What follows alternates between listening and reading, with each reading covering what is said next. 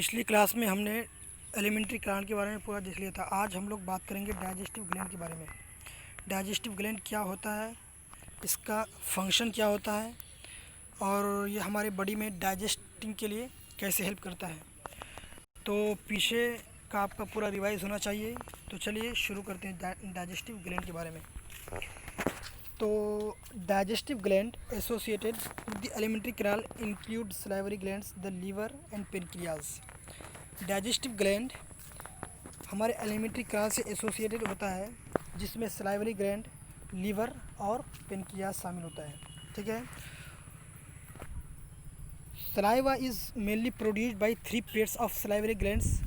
The parotid cheek में होता है, द सब मैक्सिलरी या submandibular gland, lower jaw, and the sublingual gland below the tongue. These glands situated just outside the buccal cavity secrete salivary juice into the buccal cavity. मतलब ये है कि हमारे शरीर में कई प्रकार के डाइजेस्टिव ग्लैंड पाए जाते हैं, जैसे सलाइवरी ग्लैंड हो गया, पेनक्रियास हो गया और बहुत सारे ग्लैंड पाए जाते हैं। तो अगर हम बक्कल कैविटी के बारे में बात करें या सलाइवरी ग्लैंड के बारे में बात करें तो मुख्य रूप से 3 प्रकार का सलाइवरी ग्लैंड पाया जाता है। नंबर 1 सबसे पहला पेरोटिड ग्लैंड। पेरोटिड ग्लैंड का कार्य क्या होता है, ये भी सेक्रेट करता है, किसको, सलाइवा को सेक्रेट करता है। ये कहाँ पाया जाता है, तो ये ईयर के यानी कि आपके कान के नीचे और अगले साइड में पाया जाता है। ये साइज में सबसे बड़ा होता है और इसके डक्ट को स्टेंसस डक्ट कहते हैं। ठीक है। उसके बाद और अच्छा, इसके बाद में बात करेंगे। उसके बाद फिर एक ग्लैंड जो सब मैंडिबुलर कहते हैं, वो पाया जाता है आपके, देखिए यहाँ पे लिखा हुआ है सब मैंडिबुलर ग्लैंड, जो लोअर जॉ के नीचे पाया जाता है। और एक होता है सब लिंगुअल ग्लैंड, जो आपके जीभ के ठीक नीचे और आगे साइड में होता है। ठीक है। This gland situated just outside the buccal cavity. याद रखिए कि ये बक्कल कैविटी में नहीं खुलता है, इसका डक्ट बक्कल कैविटी में खुलता है। ठीक है। अब आगे चलते हैं। Liver is the largest gland of the body, weighing about 1.2 to 1.5 kg in an adult human. It is situated in the abdominal cavity just below the diaphragm and has 2 lobes. क्या होता है कि लीवर हमारे शरीर का सबसे बड़ा ग्रंथि होता है। ठीक है। ये कहाँ पाया जाता है, तो ये अब्डोमेन में पाया जाता है, जिसका वेट तकरीबन 1200 से 1500 ग्राम का होता है। ठीक है।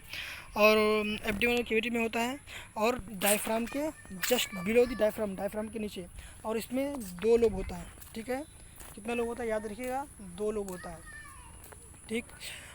The hepatic lobule are the structural and functional unit of liver containing the hepatic cells arrange in the form of cords. क्या होता है कि लीवर का जो फंक्शनल यूनिट होता है उसको कहते हैं हेपेटिक लोब्यूल। हेपेटिक लोब्यूल में आपका बाइल बनता है। बाइल फिर बाद में जाकर के कहाँ, गॉल ब्लैडर में जाके स्टोर होता है। तो हेपेटिक लोब्यूल में ये हेपेटिक लोब्यूल क्या होता है, structural and functional unit of liver होता है, जो हेपेटिक सेल, जिसमें हेपेटिक सेल होता है, और ये अपने आपको अरेंज करके कोड का निर्माण करता है। Each lobule is covered by a thin connective tissue sheath called the Glisson's capsule. ठीक है। Each lobule covered by a thin connective tissue. जो लोब्यूल होता है एक thin connective tissue से घिरा रहता है, जिसको ग्लिसन्स कैप्सूल कहते हैं। The bile secreted by the hepatic cells passes through the hepatic duct and is stored and concentrated in a thin muscular sac called the gall bladder. मैंने कहा ना आपको कि इसका जितना भी सेक्रेशन होता है, लीवर का जो भी सेक्रेशन होता है, वो आपके गॉल ब्लैडर में स्टोर किया जाता है। गॉल ब्लैडर कहाँ होता है, तो लीवर के जस्ट नीचे होता है गॉल ब्लैडर। इसमें ये बाइल को एकत्रित किया जाता है, बाइल को स्टोर किया जाता है। The duct of gall bladder या सिस्टिक डक्ट का नाम याद रखिएगा, ये बहुत इंपॉर्टेंट होता है, ये एग्जाम में पूछा जाता है। तो किसका, गॉल ब्लैडर के डक्ट को सिस्टिक डक्ट कहते हैं। ठीक है। उसके बाद along with the hepatic duct from the liver form the common bile duct. याद रखिएगा, लीवर से जो डक्ट निकलता है उस डक्ट को कहते हैं हेपेटिक डक्ट। ठीक है। और गॉल ब्लैडर से जो डक्ट निकलता है उसको सिस्टिक डक्ट कहते हैं। तो जब सिस्टिक डक्ट और गॉल ब्लेडर सिस्टिक डक्ट, ठीक है। उसके बाद हेपेटिक डक्ट जो लीवर से आता है, जहाँ दोनों मिलता है वहाँ से फिर जो एक कॉमन डक्ट निकलता है जिसको कॉमन बाइल डक्ट कहते हैं, ठीक है। जैसे यहाँ आप देख सकते हैं ये जो लीवर आ रहा है ये डक्ट लीवर से आ रहा है जिसको डक्ट ऑफ लीवर कहते हैं, ठीक है। और गॉल ब्लैडर का जो डक्ट है इस डक्ट को कहते हैं सिस्टिक डक्ट कहते हैं। डक्ट ऑफ गॉल ब्लैडर इस डक्ट को कहते हैं सिस्टिक डक्ट। और ये जो लीवर आया है इन दोनों लीवर को कहते हैं hepatic duct. Right hepatic duct और लेफ़्ट हेपेटिक डक्ट दोनों मिलकर के कॉमन हेपेटिक डक्ट बनाता है। फिर कॉमन हेपेटिक डक्ट और सिस्टिक डक्ट दोनों मिलकर के एक डक्ट का निर्माण करता है जिसको कॉमन बाइल डक्ट कहते हैं, ठीक है। और ये गॉल ब्लैडर है। गॉल ब्लैडर में क्या होता है, गॉल ब्लैडर में बाइल स्टोर होता है। बाइल कहाँ से आता है, तो वो लीवर से आता है। लीवर में कैसे बनता है, तो हेपेटिक लोब्यूल में बनता है बाइल, फिर वहाँ से सेक्रेट होके आता है कहाँ, गॉल ब्लैडर में स्टोर होता है। अच्छा, गॉल ब्लैडर में स्टोर क्यों होता है, वो इसलिए स्टोर होता है कि जब बाइल बनता है लीवर में तो गॉल ब्लैडर में स्टोर होने के बाद इसको कंसनट्रेटेड किया जाता है। उसके बाद यहाँ आप देख सकते हैं, यहाँ दिया हुआ है पेनक्रियाज। ये पूरा पेनक्रियाज का स्ट्रक्चर इसके बारे में पूरा पढ़ेंगे। ये डेडुनम है, डेडुनम में आके खुलता है, ठीक है। तो देखिए एक बात यहाँ दिमाग में रखिए कि कॉमन बाइल डक्ट और पेनक्रियाज का जो डक्ट दोनों आकर के जहाँ मिलता है तो वो डेडुनम में खुलता है जिसको हम कहते हैं एम्पुला ऑफ वेटर। यहाँ एक स्प्रिंटर पाया जाता है जिसको स्प्रिंटर ऑफ ओडाई कहा जाता है, ठीक है। यहाँ स्प्रिंटर ऑफ ओडाई पाया जाता है, ध्यान में रखिएगा इसको, ठीक है। अब आगे चलते हैं। The bile duct and the pancreatic duct open together into the duodenum as the common hepatopancreatic duct which is guarded by a sphincter called the sphincter of Odai। मैंने बताया आपको कि जब कॉमन बाइल डक्ट आता है कहाँ से, gall bladder और लीवर का जो डक्ट मिलके डक्ट बनता है जिसको कॉमन बाइल डक्ट कहते हैं। और पेनक्रियास से जो डक्ट आता है उसको पेनक्रियाटिक डक्ट कहते हैं। तो जब कॉमन बाइल डक्ट और पेनक्रियाटिक डक्ट मिलता है तो एक कॉमन डक्ट बनता है जिसको हेपेटो पेनक्रियाटिक डक्ट कहा जाता है। और हेपेटो पेनक्रियाटिक डक्ट कहाँ खुलता है, डेडुनम में खुलता है। डेडुनम का आकार शी शेप के आकार का होता है। तो ये डक्ट हेपेटो पेनक्रियाटिक डक्ट आपके स्मॉल इंटेस्टाइन का जो डेडुनम वाला पार्ट होता है वहाँ पे आके जुड़ता है। और किससे जुड़ता है, एक वहाँ जहाँ जुड़ता है तो एक वहाँ पे स्फिंक्टर पाया जाता है जिसको स्फिंक्टर ऑफ ओडाई कहा जाता है, ठीक है। उसके बाद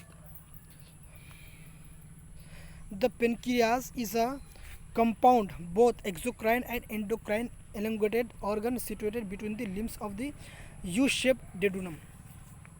बहुत इंपॉर्टेंट बात यहाँ पे लिखा हुआ है कि pancreas is the exocrine and endocrine gland. Pancreas एक आपके शरीर में ऐसा ग्लैंड है जिसको अग्नाशय कहा जाता है। ये आपका मेक्सोक्राइन ग्लैंड होता है। मेक्सोक्राइन ग्लैंड का मतलब क्या, जो एक्सोक्राइन जैसा व्यवहार करता हो और फिर एंडोक्राइन जैसा व्यवहार करता हो। एक्सोक्राइन का मतलब क्या हुआ कि जो जूस को रिलीज़ करता है डक्ट के द्वारा उसको कहते हैं एक्सोक्राइन डक्ट, ठीक है। और एंडोक्राइन डक्ट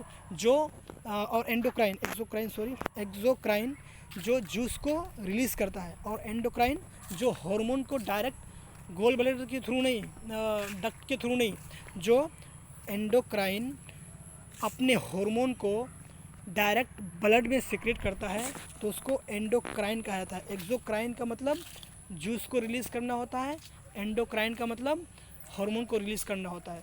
जूस को जब रिलीज़ किया जाता है तो वो डक्ट के थ्रू रिलीज़ किया जाता है, और जब हार्मोन को रिलीज़ किया जाता है तो वो डायरेक्ट ब्लड में खुल जाता है, ठीक है। और इसका आकार होता है यू शेप के आकार का होता है। डेडुनम का आकार यू शेप के आकार का होता है। लेकिन ये एक बात यहाँ आप ध्यान में रखिएगा कि यू शेप का आकार जनरली रेबिट में दिखाया जाता है और ह्यूमन बीइंग में ये सी शेप के आकार का होता है। ये बात ध्यान में रखिएगा। The exocrine portion secrete an alkaline pancreatic juice containing enzymes and the endocrine portion secrete hormones insulin and glucagon, ठीक है। मैंने बताया कि जो उसका एक्सोक्राइन वाला पार्ट होता है वो अल्कलाइन पेनक्रियाटिक जूस को रिलीज़ करता है और जिसमें एंजाइम भी पाया जाता है। और endocrine portion secrets hormones insulin and glucagon. Insulin और ग्लूकेगोन का काम क्या होता है कि ग्लूकेगोन हमारे शरीर में ग्लूकोज ग्लाइकोजन को ग्लूकोज में कन्वर्ट करता है, और इंसुलिन उसका ठीक ऑपोजिट करता है। इंसुलिन करता क्या है कि ग्लूकोज को पकड़ पकड़ के उसको ग्लाइकोजन में कन्वर्ट करता है, ताकि ब्लड में शुगर का लेवल बढ़ ना जाए। ठीक है, तो ये हुआ पेनक्रियास के बारे में। और पेनक्रियास एक ऐसा ग्लैंड है जिसमें सभी प्रकार के फूड को पचाने के लिए एंजाइम मौजूद होता है। तो ये तो हुई पेनक्रियास के बारे में कि पेनक्रियास किस तरह से सेक्रेट करता है अपने जूस को और अपने हार्मोन को। और पहले एक बार रिकॉल कर लीजिए मेरे साथ कि डाइजेस्टिव ग्लैंड कहाँ का होता है। तो सबसे पहले आपके तो बक्कल कैविटी के बाहर पाया था, बक्कल कैविटी के अंदर नहीं पाया था, ये बात आप ध्यान में रखिएगा। कितना होता है सलाइवरी ग्लैंड 3 होता है। क्या क्या होता है? तो सबसे पहले एक होता है पेरोटिड ग्लैंड, जो आपके ईयर के ठीक नीचे और आगे साइड में यानी कि चिक में पाया जाता है, चिक से थोड़ा ऊपर कह सकते हैं, कान के नीचे। ठीक है, वहाँ क्या पाया जाता है? वहाँ पाया जाता है पेरोटिड ग्लैंड। पेरोटिड ग्लैंड के डक्ट का नाम क्या होता है? एक्सटेंशन डक्ट होता है। ठीक है, उसके बाद फिर आपके जीभ यानी कि आपके टंग के नीचे और अगले साइड में एक ग्लैंड पाया जाता है जिसको सबलिंगुअल ग्लैंड कहते हैं। और सबलिंगुअल ग्लैंड से बहुत सारी डक्ट निकलती है, जिसको क्या कहते हैं? डक्ट ऑफ रिवेनिस कहते हैं, अच्छा, उसके बाद फिर आप जब लोअर जो में जाएंगे तो वहाँ भी ग्लैंड पाया जाता है, जिस ग्लैंड को कहते हैं सब मैंडिबुलर ग्लैंड कहते हैं या फिर सब मिक्सलरी ग्लैंड कहते हैं। ठीक है, तो इतना ध्यान रखिएगा कि कौन सा ग्लैंड कहाँ पाया जाता है, किसका लोकेशन क्या होता है और उनसे कौन सी डक्ट निकलती है। ठीक है, उसके बाद ये तो सलाइवरी ग्लैंड की बात हो गई। उसके बाद फिर लीवर भी हमारा एक ग्लैंड है जो एब्डोमेन में पाया जाता है और डायफ्राम के नीचे पाया जाता है। ठीक है, क्या लीवर क्या सीक्रेट करता है?